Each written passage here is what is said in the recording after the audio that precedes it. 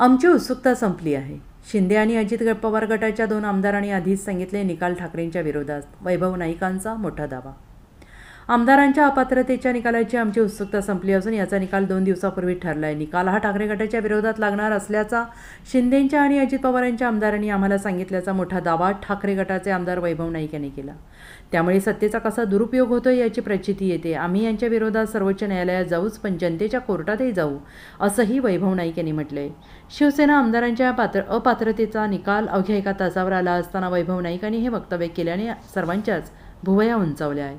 आमदार वैभव नाईक म्हणाले, याआधी पक्षचिन्हाच्या वेळी शिंदे गटाच्या आमदारांनी सांगितलं होतं चिन्ह त्यांनाच मिळणार. आताही शिंदे गटाचं एक आणि ठाकरे गटाचा एक आमदार मला भेटला आणि त्यांनी सांगितलं की ठाकरे गटाच्या विरोधात निकाल लागणार आहे. ठाकरे गटाचे आमदार अपात्र ठरणार आहेत. हा निकाल 2 दिवसापूर्वी ठरलेला आहे. त्यामुळे आमची उत्सुकता संपलेली आहे. आमदारांच्या अपात्रतेचा निकाल हा आधीच फुटला असल्याचा दावा आमदार वैभव नाईक यांनी केला आहे. ते म्हणाले, सुनील प्रभू यांचा व्हीप आम्ही मान्य केला. सर्वोच्च न्यायालयाने त्यांचाच व्हीप योग्य ठरवला होता, पण आता त्याच्या विरोधात निर्णय आल्याची माहिती देण्यात आली.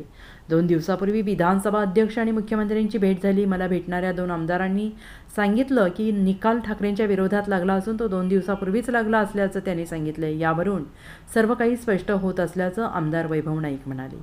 Bureau report, SBN Marathi, Sindhudurg.